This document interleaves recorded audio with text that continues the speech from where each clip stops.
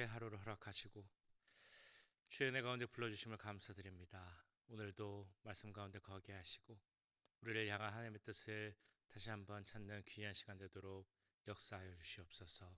예배의 모든 시간 가운데 함께 하시고서 믿사오며 우리를 구원하신 예수 그리스도의 이름으로 기도하옵나이다. 아멘. 찬송가 435장 함께 찬양하시겠습니다. 새 찬송가 435장, 통일 찬송가는 492장, 나의 영원한 기업 함께 찬양드립니다. 나의 영원하신 기업 생명보다 귀하다. 나의 갈 길 다가도록 나와 동행하소서. 주께로 가까이 주께로 가오니 나의 갈 길 다가도록 나와 동행하소서. 세상 부귀한이람과 모든 명예 버리고 험한 길을 가는 동안 나와 동행하소서. 주께로 가까이 주께로 가오니 나의 갈 길 다가도록 나와 동행하소서. 어두운 골짝 지나가며 험한 바다 건너서 천국 문에 이르도록 나와 동행하소서. 주께로 가까이 주께로 가오니 나의 갈 길 다가도록 나와 동행하소서.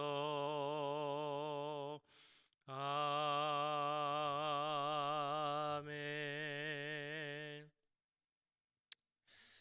이 시간 우리 교회 모든 환우들, 몸이 연약한 분들, 마음이 아픈 분들, 또 여러 문제로 고민하고 있는 분들, 또 신앙의 문제 가운데 낙심하고 있는 분들, 모든 분들이 주님을 바라보고 하나님 주신 은혜 가운데서 회복할 수 있게 해달라고, 여호와 라파의 하나님의 은혜가 모든 분들에게 임하게 해달라고 이 시간 함께 기도하겠습니다. 사랑의 주님, 우리 교회 모든 환우들을 위해서 기도합니다. 연약한 분들을 위해서 기도합니다. 스스로 회복을 하고 있는 분들이 있습니다. 주님, 양로병원에 있는 분들이 있습니다. 하나님, 연약한 교회 오고 못하는 분들이 있습니다. 걷고 싶어도 걷지 못하는 분들이 있습니다. 식사하고 싶어도 그 마음대로 식사하지 못하는 분들도 있습니다. 주님, 너무너무 기억하여 주시옵소서. 특별히 또 심적으로, 육적으로, 영적으로 모든 면에서 연약하여서 정말 낙심하고 어찌할 바를 모르는 그런 분들이 있습니다. 주님, 너무너무 기억하여 주시옵소서. 만나 주시옵소서. 그 손으로 만져주시옵소서. 하나님의 은혜가 모든 분들에게 임하게 하시고 여호와 라파의 그 하나님 여호와의 능력이 임하게 하셔서 하나님 정말 그 마음에 말씀으로 힘이 솟게 하시고 하나님 허락하시는 새 힘과 새 능력이 함께 해주시옵소서. 모든 것이 깨끗이 나올 수 있도록 해주시옵소서. 또 하나님 생기게 하시고 정말 식사도 잘하게 하시고 하나님 그래서 교회 섬기게 해주시옵소서. 식사도 잘하게 해주시고 주님 병원에 있는 분들이 있습니다. 몸이 약하고 또 마음처럼 연약해지는 분들이 있습니다. 영적으로 연약해 있는 분들이 있습니다. 좀 기억하여 주시고 만져주시옵소서. 나게 해주시옵소서. 좀 치유하고 회복해 주실 것을 도로 주님 역사해 주시옵소서. 사랑의 주님, 이 시간 우리 교회 모든 환우들, 연약한 분들을 위해서 기도하였습니다. 하나님께서 우리 모든 성도들, 연약한 분들의 사정 하나하나 아실 줄 믿사오니 주님께서 찾아와 주시고 만나 주셔서 그분들이 주님을 바라보게 하시고 그 주님의 능력 가운데 회복될 수 있도록 함께하여 주시옵소서. 마음이 연약한 분들이 있습니다. 우울하고 불안한 분들, 또 영적으로 또한 연약하여서 낙심하고 실망하고 어찌할 바를 모르는 분들이 있다면 주님 그분들에게 힘을 주시고 하나님 주시는 성령님 주시는 새 힘과 새 능력으로 새로 일어서고 또한 모든 것을 이겨낼 수 있도록 주님 역사하여 주시옵소서. 몸이 연약하여서 다리에 힘이 없어서 식사를 잘 하지 못하여서 교회 오지 못하고 또한 연약한 분들이 있습니다. 그분들에게도 함께 해주시고 요아라파의 그 귀한 능력이 임하게 하셔서 온전한 치유와 회복이 역사할 수 있도록 주님 함께하여 주시옵소서. 특별히 어르신들 주님 기억하여 주시고 양로병원에 있는 분들도 주님께서 주시는 위로와 평안이 넘칠 수 있도록 주님 함께하여 주시옵소서. 모든 분들에게 주님의 귀한 능력과 은혜가 더해질 줄을 믿사오며 모든 말씀 우리를 구원하신 예수 그리스도의 이름으로 기도하옵나이다. 아멘. 이 시간 우리에게 주신 하나님의 말씀은 창세기 37장 25절에서 36절까지의 말씀입니다. 창세기 37장 25절에서 36절까지의 말씀 한 절씩 교독하시고 마지막 절은 함께 있습니다. 그들이 앉아 음식을 먹다가 눈을 들어 본즉 한 무리의 이스마엘 사람들이 길르앗에서 오는데 그 낙타들의 향품과 유향과 모략을 싣고 애굽으로 내려가는지라. 유다가 자기 형제에게 이르되 우리가 우리 동생을 죽이고 그의 피를 덮어둔들 무엇이 유익할까? 자, 그를 이스마엘 사람들에게 팔고 그에게 우리 손을 대지 말자. 그는 우리의 동생이요 우리의 혈육이니라 하매 그의 형제들이 청종하였더라. 그때 미디안 사람 상인들이 지나가고 있는지라 형들이 요셉을 구덩이에서 끌어올리고 은 20에 그를 이스마엘 사람들에게 팔매 그 상인들이 요셉을 데리고 애굽으로 갔더라. 루벤이 돌아와 구덩이에 이르러 본즉 거기 요셉이 없는지라 옷을 찢고 아우들에게 되돌아와서 이르되 아이가 없도다 나는 어디로 갈까? 그들이 요셉의 옷을 가져다가 숫 염소를 죽여 그 옷을 피에 적시고 그의 채색 옷을 보내어 그의 아버지에게로 가지고 가서 이르기를 우리가 이것을 발견하였으니 아버지 아들의 옷인가 보소서 하매 아버지가 그것을 알아보고 이르되 내 아들의 옷이라 악한 짐승이 그를 잡아먹었도다. 요셉이 분명히 찢겼도다 하고 자기 옷을 찢고 굵은 배로 허리를 묶고 오랫도록 그의 아들을 위하여 애통하니 그의 모든 자녀가 위로하되 그가 그 위로를 받지 아니하여 이르되 내가 슬퍼하며 수월로 내려가 아들에게로 가리라 하고 그의 아버지가 그를 위하여 울었더라. 그 미디안 사람들은 그를 애굽에서 바로의 신하 치위니 대장 보디발에게 팔았더라. 아멘. 우리가 계속 보고 있는 이 창세기의 주요 인물들을 보면 그 인물 한 명 한 명을 생각할 때 떠오르는 표상, 그 이미지가 있습니다. 아브라함 하면 떠오르는 이미지가 있죠. 믿음의 조상, 정말 큰 온전한 순정의 본을 보인 사람. 믿음으로 말미암아 의롭게 여김을 받은 우리 믿음의 조상 아브라함입니다. 이삭 하면 어떤 것이 생각나십니까? 무언가 특출난 그런 장면은 없었지만 그래도 꾸준한 믿음을 갖고 있었던 이삭. 그래서 그 신앙의 대를 잘 이어간 계승시킨 믿음의 사람이 바로 이삭입니다. 야곱 하면 이런 생각이 나죠. 인간적인 너무나 인간적인 사람 야곱. 야곱을 보통 잘 좋아하지 않는 분들이 많이 있는데 그 이유를 물어보면 그 야곱에게 나타나는 모습이 내 모습과 너무 비슷해서 나를 닮아서 그에게 마음을 줄 수 없다라는 이야기를 듣곤 합니다. 오늘 나오는 요셉 하면 떠오르는 이미지는 어떤 것이 있으십니까? 요셉, 하나님의 비전의 사람, 하나님의 계획과 뜻을 이뤄가는 인물. 요셉 하면 아마 이런 이미지가 생각이 나실 것입니다. 그런데 이런 요셉의 이미지 생각하면 비전, 하나님의 뜻을 이루니 이런 것이 생각나지만 사실 그를 위해서 진행되는 가정, 오늘 말씀을 통해 살펴봐야 하는 그의 삶을 보면 참 마음이 아픈 일이 요셉에게는 일어나게 됩니다. 그런 마음이 아픈 그 모습이 오늘 본문에서는 그 사람의 옷이 벗겨지고 또한 찢겨지는 그런 표현을 통해 나타나고 있음을 우리는 보게 됩니다. 가장 먼저 벗겨지는 것은 바로 이 요셉의 옷이었죠. 어제 말씀이긴 합니다만 23절을 보시면 이렇게 나와 있습니다. 요셉이 형들에게 이르매 그의 형들이 요셉의 옷 곧 그가 입은 채색 옷을 벗기고.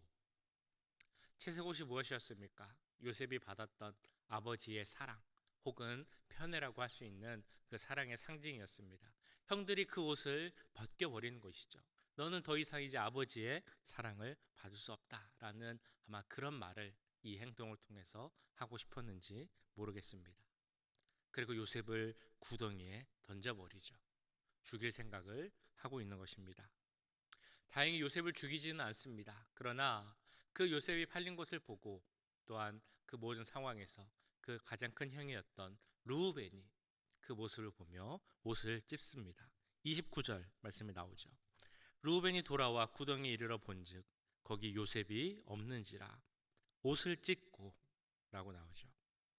괴로움에 옷을 찢습니다. 어떻게든 이 르우벤은 요셉을 살리고 싶었습니다. 형제를 지키고 싶었고 아버지를 또한 슬프지 않게 하고 싶었던 것 같습니다. 그런데 형제들이 요셉을 팔아버려서 그것을 보면서 르우벤은 이렇게 얘기하죠. 나는 어디로 가야 할고 나는 어떻게 해야 하나 라는 그 통탄의 말을 하게 됩니다. 요셉을 지키지 못한 자책감으로 책임감으로 자책하고 있는 것이죠. 그래서 마지막으로 옷을 찢으며 슬퍼하는 사람이 누구입니까? 바로 아버지 야곱이죠. 34절에 나옵니다. 자기 옷을 찢고 굵은 배로 허리를 묶고 오래도록 그 아들을 위하여 애통하니. 야곱은 사랑하는 아들, 그 중에서도 가장 사랑하는 아들 요셉을 이름으로 애통하며 슬퍼했습니다. 내가 수월에 가서 그를 만나겠다라고 이야기할 정도로 그 애통과 슬픔은 너무나 깊은 것이었죠. 야곱의 삶을 보면 자녀로 인해서 큰 슬픔을 당하는 일들이 있습니다. 우리가 보셨던 것처럼 세겜에서 그 딸 디나가 강간을 당함으로 그 아버지의 가슴에 못이 박혔을 텐데, 오늘 말씀에서는 또 다른 사랑하는 아들을 이름으로 애통하고 슬퍼하는 것이 바로 야곱의 삶이었죠. 이런 것을 보면 야곱의 삶이 또 아버지에게 사랑을 받고 편안하게 지내다가 하루아침에 팔려서 노예가 돼야 하는 이 요셉의 삶이 얼마나 힘들었을까라고 생각을 해봅니다.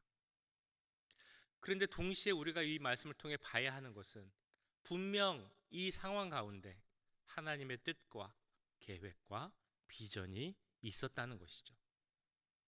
그래서 하나님께서 요셉에게 주신 꿈이 무엇인지, 그 의미가 무엇인지, 요셉을 통해서 어떻게 하나님의 뜻을 이루러 하셨는지 우리는 그것을 생각해 봐야 하는 것입니다. 하나님께서 요셉에게 주신 꿈, 하나님께서 요셉을 통해 이루고자 하셨던 그 계획, 그것은 무엇보다 하나님께서 주신 그 말씀, 약속의 말씀을 성취하기 위하여서 이 요셉을 사용하심을 우리는 알아야 할 것입니다. 창세기 15장에 보시면 하나님께서는 아브라함에게 두 가지의 약속, 계획을 말씀하시죠. 첫 번째는 그 아브라함의 후손이, 자손들이 아주 많아질 것이다 라는 약속이었습니다. 15장 5절에 이렇게 나옵니다. 그를 이끌고 밖으로 나가 이르시되 하늘을 우러러 무뼈를 셀 수 있나 보라. 또 그에게 이르시되 내 자손이 이와 같으리라. 하나님은 분명 아브라함에게 말씀하셨죠. 내 후손들이 하늘의 별과 같이 바다의 모래 같이 많아질 것이다. 근데 중요한 것은 이때 아브라함에게는 자녀가 한 명도 없었다라는 사실입니다. 그런데 하나님께서는 아브라함에게 약속, 자녀의 약속, 후손의 약속을 주셨다는 것이죠. 그러니까 우리는 여기서 다시 한번 믿음이 무엇인가라는 것을 생각하게 됩니다. 내 눈에 보이는 것을 보고 믿는 것이 믿음이 아니라 보이지 않더라도 하나님이 주신 말씀 가운데 그 약속을 믿고 인내하며 기다리는 것, 이것이 바로 믿음이라는 것이죠. 이런 아브라함에게 하나님께서 첫 번째 약속, 내 후손이 많아질 것이다라는 약속을 주셨다는 것입니다. 두 번째 약속은 13절에서 16절까지 나오는데요. 그것은 바로 너의 후손들이 하나님을 모르는 나라에서 가 있다가 다시 가나안으로 돌아올 것이다라는 내용입니다. 13절에서 16절까지 이렇게 나와 있습니다. 여호와께서 아브라함에게 이르시되 너는 반드시 알라 내 자손이 이방에서 객이 되어 그들을 섬기겠고 그들은 400년 동안 내 자손을 괴롭히리니 그들이 섬기는 나라를 내가 징벌할지며 그 후에 내 자손이 큰 재물을 이끌고 나오리라. 너는 장수하다가 평안히 조상에게로 돌아가 장사될 것이요 내 자손은 4대 만에 이 땅으로 돌아오리니 이는 아모리 족속의 죄악이 아직 가득 차지 아니함이니라 하시더라. 이 말씀을 통해 하나님께서는 그 아브라함에게 이 가나안 땅을 너에게 주겠다라고 약속을 하시죠. 그런데 지금이 아니라 4대가 지난 후 이방 땅에서 고생한 후에 다시 돌아와서 갖게 될 것이다라고 말을 하십니다. 거기에는 또 다른 이유가 있는데 그 이유는 바로 그 땅에 사는 사람들, 가나안 사람, 아모리 족속의 죄가 아직 차지 않았기 때문이다라고 말씀을 하시죠. 그래서 나중에 가나안 땅을 정복할 때 잘 아는 것처럼 하나님께서는 그 가나안 땅에 있는 모든 사람들을 진멸하라라고 말씀하십니다.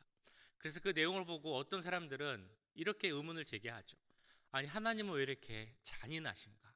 하나님은 왜 이렇게 무서우신 분이신가? 라고 말씀을 하십니다. 그런데 이 본문을 통해서 우리는 그 내용, 가나안 땅의 그 진멸, 심판의 내용을 이해해야 합니다. 그 땅에 죄가 있지 않을 때, 그러니까 죄가 가득 차지 않아서 하나님의 그 심판의 때가 되지 않았을 때는 하나님이 심판하시지 않았다라는 것이죠. 그들을 심판한 이유는 그 가운데 정말 그 죄가 하나님이 미워하시고 기뻐하지 않으시는 죄가 가득 넘쳤기 때문이라는 것입니다. 그럴 때 하나님의 심판의 손이 그들에게 임했다라는 것이죠. 그리고 여기는 또 다른 이유가 나옵니다. 바로 그 가나안 땅을 정복하기 위한, 갖게 하기 위한 그 준비를 이 이스라엘 아브라함 후손들이 하게 하셨다는 것입니다. 아직 아브라함 후손들이 그 가나안 땅을 차지하고 살기에 충분치 않다라는 것이죠. 그래서 이 요셉의 때를 통하여서 그 준비를 했다라는 것입니다. 이 하나님의 계획을 이루시기 위해서 하나님이 요셉을 사용하셨다는 것이죠. 그래서 요셉이 잡혀간 후 애굽의 총리가 되고 이스라엘 백성들에게 어떤 일이 생겼습니까? 처음에는 야곱과 그 자녀, 가족 70명이 내려왔지만 나중에는 한 200만 명이 넘는 큰 인구들, 다시 말해서 한 나라가 되어서 가나안 땅으로 올라갈 수 있게 되었다는 것입니다. 많은 재산을, 소유를 갖고 올라갈 수 있게 되었다는 것이죠. 그래서 그 모습을 보면서 어떤 학자는 이렇게 이야기를 합니다. 이스라엘 백성들이 있었던 고센, 그 땅은 이스라엘 민족이 하나님 손에서 키워진 인큐베이터와 같았다라고 말을 하고 있습니다. 한 가족이 한 나라를 이룰 정도로 크게 성장할 수 있었던 것은 분명 하나님의 인도하심이 있었기 때문이었다는 것이죠. 하나님은 이 일을 계획하고 계셨고 그 계획을 요셉을 통해 이루셨다라는 것입니다. 분명 하나님께서는 계획이 있으셨고 요셉을 통해 이것을 이루셨지만 또 우리가 눈을 조금 돌려서 요셉의 삶을 보면 참 힘든 삶이었다는 것을, 하나님의 계획과 비전이 있다 할지라도 그 삶이 너무나 어려웠다는 것을 우리는 다시 한번 생각하게 됩니다. 오늘 말씀에서도 이미 형제들에게 팔려서 그 마음이 정말 아팠을 요셉, 오늘 말씀 마지막 절에도 나오지만 그 사람들이 다시 한번 그를 팔죠. 바로의 신하 친위대장 보디발에게 파는 것을 보게 됩니다. 그의 삶은 어찌 보면 고난의 연속이었습니다. 그런데 분명한 것은 그의 삶 가운데 하나님의 섭리가 있었다라는 것입니다. 그렇기에 고난의 시간마다 하나님의 구원의 손길이 그와 함께 하셨고 하나님께서 그와 동행하셨음을 우리는 알게 됩니다. 그렇다면 오늘 본문을 보면서 우리는 우리 스스로에게 이런 두 가지의 질문을 던져야 할 것입니다. 먼저는 하나님께서 나를 향한 계획은 무엇일까라는 것이죠. 나를 통해 어떤 하나님의 비전과 계획을 이루가고자 하실까라는 것입니다. 두 번째는 혹시 내 삶에 시련과 고난이 있다면 그것은 하나님의 계획과 어떻게 연결이 될까라는 질문을 해봐야 할 것입니다. 내 삶 가운데, 그 고난 가운데, 내가 겪고 있는 그 모든 경험들 가운데 어떤 하나님의 섭리가 있을까라는 질문을 해봐야 한다는 것이죠. 우리의 삶은 분명 하나님의 계획과 섭리 가운데 있습니다. 하나님은 일을 시작하시고 진행하시고 또한 마치시는 분입니다. 그런데 그 하나님의 일을 진행해 나가심에 있어서 우리를 사용하기를 원하신다는 것이죠. 그리고 그 계획을 이루기 위해서 우리를 도구로 사용하기 위해서 때로는 우리를 연단하시고 훈련시키시고 고난이 있을 수도 있다는 것입니다. 그리고 우리가 하나님의 모든 계획과 뜻을 다 알지 못하기에 때로는 불안할 수도 있고 때로는 의심할 수도 있습니다. 그러나 분명한 것은 하나님은 그 뜻을 하나님 때에 분명히 이루신다라는 것입니다. 그것을 알기 위해, 하나님의 뜻을 알기 위해, 또 하나님 계획의 도구가 되기 위해서 우리에게 필요한 것은 그럼 무엇일까요? 그것은 바로 하나님 말씀 가운데 거하며 그 하나님의 뜻을 알아가는 것입니다. 하나님의 눈과 하나님의 그 비전, 관점을 갖는 것이 중요하다라는 것이죠. 하나님 말씀 가운데 그 뜻을 알아가는 우리가 되길 원합니다. 지금 하나님께서 이루고자 하시는 하나님의 일은 무엇일까? 라는 질문에 답을 찾는 우리가 되길 원합니다. 그 일을 이루어가시기 위하여서 나를 향한 하나님의 계획은 무엇일까? 이 질문에 대한 답도 하나님의 음성을 통해 찾아가는 우리가 되길 간절히 원합니다. 그럴 때 우리 삶에 어려움이 혹시 올지라도 고난이 올지라도 그 안에 있는 하나님의 뜻을 분명히 발견하게 될 것입니다. 이 시간 우리 함께 기도하실 때 우리를 향하신 그 계획의 말씀 하나님의 음성을 듣고 또한 그 음성을 바라보며 하나님의 뜻을 함께 이루어가는 우리가 될 수 있게 해달라고 기도하는 우리 모두가 되길 간절히 소원합니다. 기도하시겠습니다. 하나님 뜻을 알 수 있는 우리가 되게 하시고 그 계획 가운데 우리를 사용하고자 하시는 하나님의 계획, 뜻을 그 마음을 음성을 듣는 우리가 되게 하셔서 하나님의 귀한 도구가 되게 하시고 그래서 하나님과 함께 사역할 수 있는 우리가 되게 해달라고 이 시간 함께 소리 높여 기도하겠습니다. 사랑의 주님, 오늘 말씀을 기억하며 기도합니다. 요셉의 삶이 너무나 힘든 삶을 보게 됩니다. 오늘 말씀으로 시작하여서 그의 삶이 너무나 그 인생이 너무나 어렵고 고난 가운데 있음을 우리는 알고 있습니다. 그러나 주님 또한 그 가운데 하나님의 분명한 계획이 있음을 우리는 믿습니다. 특별히 하나님의 약속의 말씀 그 가나안 땅 이스라엘 백성들을 하나님의 백성으로 삼으셔서 가나안 땅을 허락하시고 그들을 다시 돌아오게 하시고 그 후손이 많아지게 하시겠다는 그 약속의 말씀이 어떤 요셉을 통해서 이루어지고 있음을 보게 됩니다. 하나님 이 말씀을 보며 우리를 향한 하나님의 계획이 무엇인지 보게 됩니다. 삶을 살아가며 때로는 고난과 어려움 가운데 있는 분들이 있습니다. 그러나 주님 그분들에게도 함께 하셔서 그분들이 그 어려움 가운데 있을 하나님의 계획을 알게 하시고 하나님의 관점으로 하나님의 뜻을 알아서 그 뜻을 이루어갈 수 있는 너무나 모여질 수 있도록 주님 역사해 주시옵소서. 사랑의 주님, 오늘 말씀을 통하여서 그 요셉의 삶을 봅니다. 너무나 고난이 어려움이 있는 삶이었지만 그 가운데 또한 하나님의 계획과 섭리가 있음을 보게 됩니다. 요셉은 하나님의 뜻을 이루어가는 자였고 믿음 가운데 서는 자였고 순종하는 자였음을 우리가 보았습니다. 주여, 우리 가운데도 분명한 하나님의 뜻이 있음을 믿습니다. 우리 삶에 있는 하나님의 섭리가 있음을 믿습니다. 우리를 통해 이루고자 하시는 하나님의 비전이 있음을 믿습니다. 그것을 깨닫는 우리가 되게 하시고 정말 하나님을 통하여서 하나님의 도구가 됨으로 말미암아 그 뜻을 이루어갈 수 있는 우리가 될 수 있도록 주님 역사하여 주시옵소서. 그러나 그 요셉이 하나님의 뜻을 이루어감에 있어서 그 삶 가운데 고난이 있었고 또 어려움이 있었음을 보게 됩니다. 우리의 삶 가운데도 예상치 못했던 어려움과 고난이 분명히 있을 텐데 그 가운데 하나님께서 계획하시는 바가 무엇인지 깨닫게 하시고 원하시는 바가 무엇인지 알게 하셔서 그를 통하여서 우리가 그 자리에 머무는 것이 아니라 하나님의 큰 뜻을 이뤄가는 귀한 주의 자녀들 될 수 있도록 주님 역사하여 주시옵소서. 그를 위한 믿음을 주시고 순종의 마음을 주시고 또한 인내하는 마음도 허락하여 주셔서 정말 하나님이 사용하고자 하실 때 사용될 수 있는 훈련된 도구들이 될 수 있도록 주님 역사하여 주시옵소서.